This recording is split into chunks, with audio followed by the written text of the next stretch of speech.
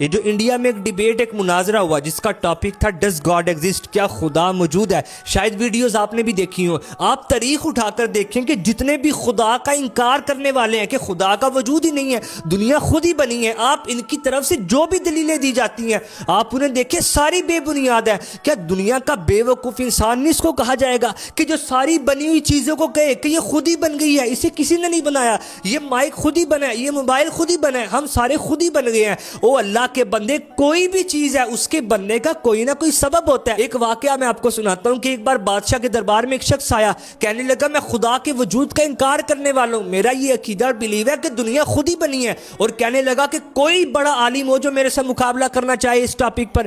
امام اعظم ابو حنیفہ رضی اللہ تعالیٰ کو پیغام بھجوایا گیا کہ ایک ایسا شخص ہے جو خدا کے وجود کا انکار کر رہا ہے، آپ آئیں اس سے مناظرہ کریں اور اسے سمجھائیں۔ امام اعظم نے کہا ٹھیک ہے، مثال کے طور پہ 8 بجے کا ٹائم دیا گیا کہ یہ مناظرہ 8 بجے ہوگا۔ اب وہاں لوگ بیٹھے انتظار کر رہے ہیں، وہ خدا کے وجود کا انکار کرنے والا بھی وہاں بیٹھا ہوا ہے، لیکن امام اعظم نہیں آئے۔ 9 بج گئے، 11، 12، 1 بجے امام اعظم جب آئے تو وہ خدا کے وجود کا انکار کرنے والا کہنے لگا کہ میں نے تو سوچا تھا آپ وقت کی بڑی پابندی کریں گے، کیونکہ آپ تو امام اعظم ہیں، آپ سے لوگ مسئلے پوچھتے ہیں، آپ کی لوگ عزت کرتے ہیں، آپ کو تو وقت پہ آنا چاہیے تھا۔ امام اعظم کہنے لگے بس رستے میں کوئی ایسا حادثہ پیش آیا جس کی وجہ سے میں لیٹ ہو گیا، ایسا کوئی واقعہ پیش آیا کہ جس نے مجھے حیرت و تعجب میں ڈال دیا۔ اب لوگ پوچھنے لگے کون سے ایسا واقعہ پیش آیا؟ امام اعظم کہنے لگے جب میں گھر سے نکلا اس طرف آنے کے لیے تو سامنے دریا تھا، دریا میں کوئی کشتی نہیں، دیکھتے ہی دیکھتے دریا میں سے خود لکڑیاں باہر آئی اور وہ کشتی بننا شروع ہو گئی، خود ہی کیلیں ٹھکنا شروع ہو گئی اور وہ میرے سامنے آ کے جھکی گویا کہ وہ مجھے اپنے اندر سوار کرنا چاہ رہی ہے۔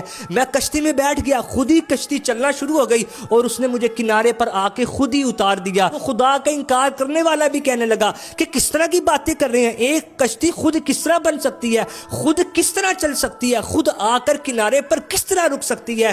امام اعظم کہنے لگے میں یہی تو سمجھانا چاہ رہا ہوں کہ جب ایک کشتی خود نہیں بن سکتی، خود نہیں چل سکتی، خود نہیں رک سکتی، تو اتنی بڑی کائنات کس طرح خود چل رہی ہے؟ جس طرح کشتی کو بنانے والا ہونا ضروری ہے، اسی طرح کائنات کو کوئی نہ کوئی ہے جو اس کائنات کو چلا رہا ہے۔ ارے کوئی تو ہے جو نظام ہستی چلا رہا ہے اور وہی خدا ہے۔ اے دو جگہ